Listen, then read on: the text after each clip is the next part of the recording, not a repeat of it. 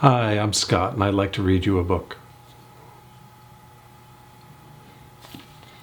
How the Grinch Stole Christmas by Dr. Suess.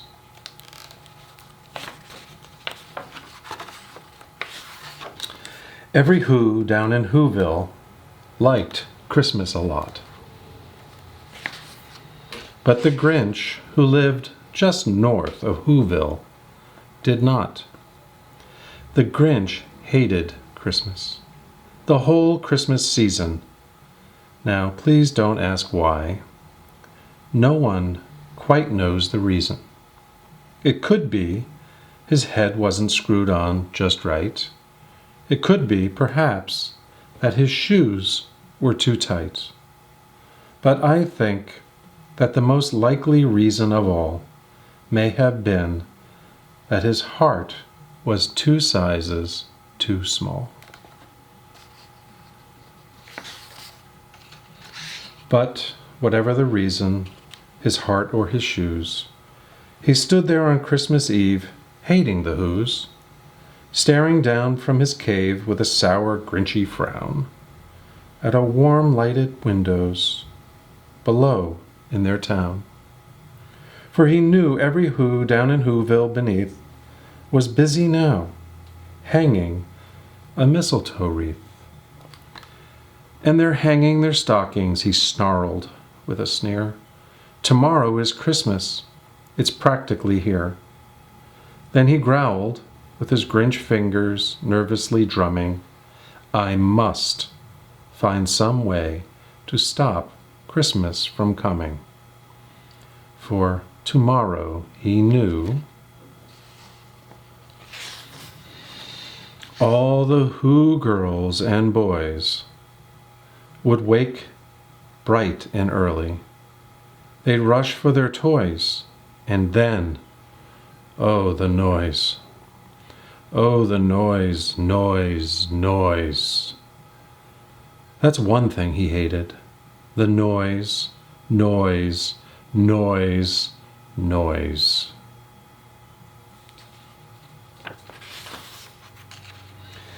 Then the Whos, young and old, would sit down to a feast, and they'd feast, and they'd feast, and they'd feast, feast, feast, feast. They would feast on Who pudding and rare Who roast beast, which was something the Grinch couldn't stand in the least. And then they'd do something he liked least of all. Every Who in Whoville, the tall and the small, would stand close together with Christmas bells ringing. They'd stand hand in hand, and the Whos would start singing. And they'd sing, and they'd sing, and they'd sing, sing, sing.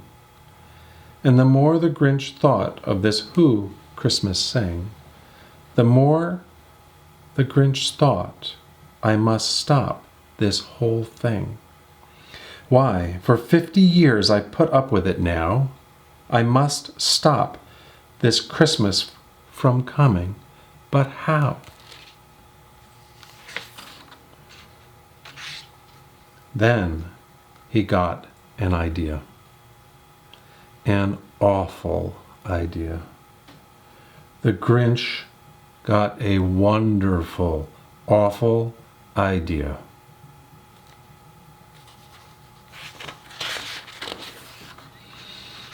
I know just what to do, the Grinch laughed in his throat, and made a quick Santa Claus hat and a coat. And he chuckled and clucked, what a great Grinchy treat! With his coat and his hat, I look just like Saint Nick. All I need is a reindeer. The Grinch looked around, but since reindeer are scarce, there was none to be found. Did that stop the old Grinch? No. The Grinch simply said, if I can't find a reindeer, I will make one instead. So he called his dog Max.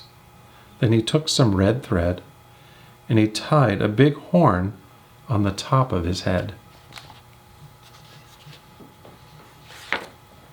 Then he loaded some bags and some old empty sacks on a ramshackle sleigh, and he hitched up old Max. Then the Grinch said, "Get up," and the sleigh started down toward the homes where the Whos lay a snooze in their town.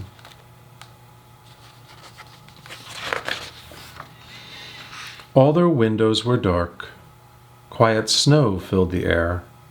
All the Whos were dreaming sweet dreams without care when he came to the first little house on the square. "This is stop number 1. The old Grinchy Claus hissed and climbed to the roof, empty bags in his fist. Then he slid down the chimney, a rather tight pinch, but if Santa could do it, then so could the Grinch. He got stuck only once for a moment or two. Then he stuck his head out of the fireplace flue, where the little Whose stockings were all hung in a row. "These stockings," he grinned, "are the first things to go."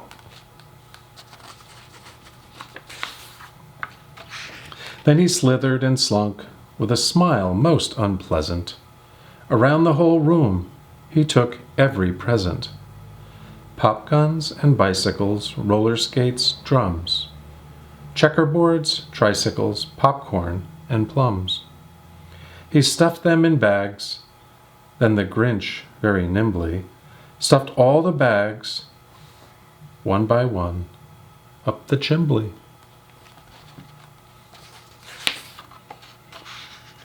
Then he slunk to the icebox. He took the Who's feast.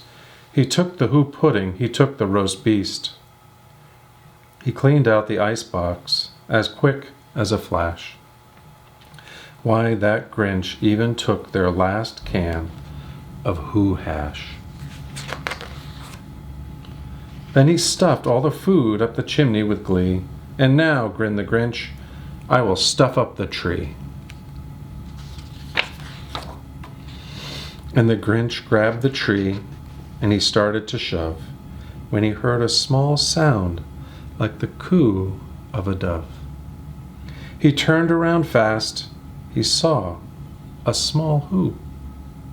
Little Cindy Lou Who was not more than 2. The Grinch had been caught by this tiny Who daughter, who got out of bed for a cup of cold water. She stared at the Grinch and said, "Santa Claus, why? Why are you taking our Christmas tree? Why?"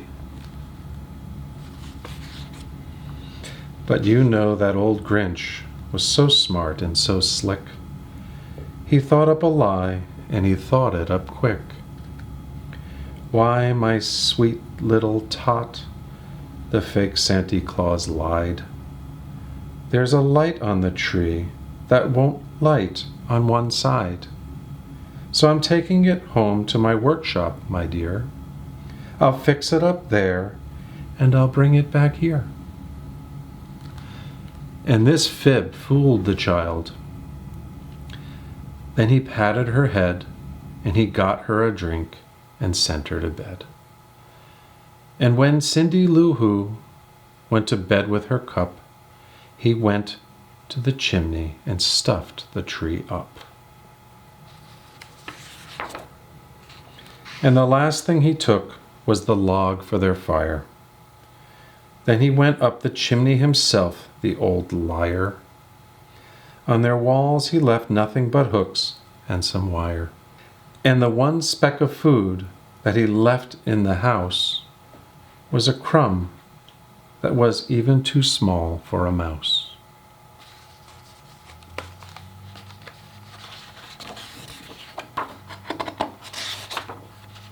Then he did the same thing to all the other Who's houses, leaving crumbs much too small for the other Who's mouses.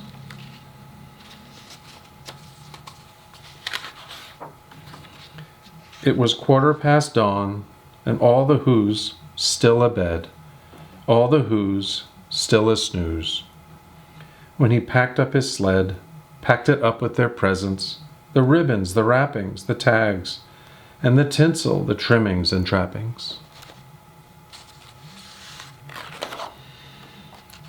3,000 feet up the side of Mount Crumpet, he rode with his load to the tip-top to dump it. Pooh-pooh to the who's, he was grinchiously humming. They're finding out now that no Christmas is coming. They're just waking up. I know just what they'll do. Their mouths will hang open a minute or two. Then the who's down in Whoville will all cry boo-hoo. That's a noise, grinned the Grinch, that I simply must hear.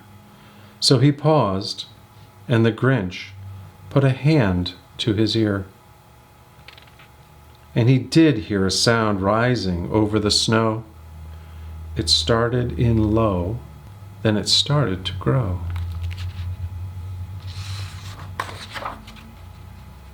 But the sound wasn't sad. Why, this sound sounded merry. It couldn't be so, but it was merry, very. He stared down at Whoville. The Grinch popped his eyes, then he shook. What he saw was a shocking surprise.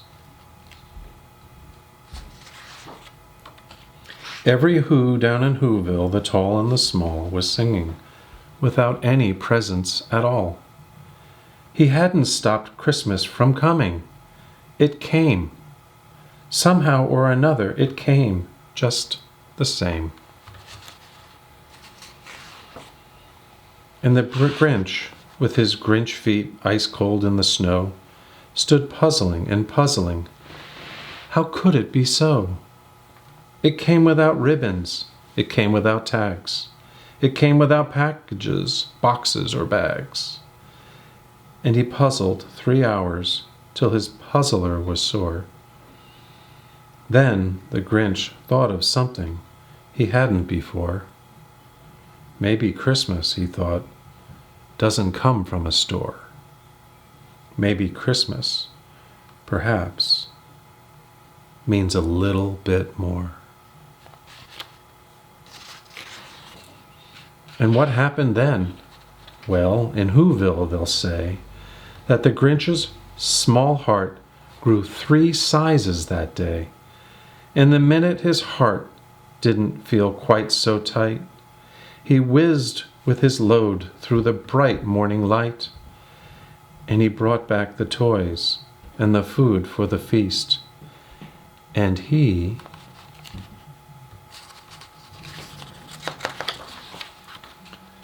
himself, the Grinch, carved the roast beast.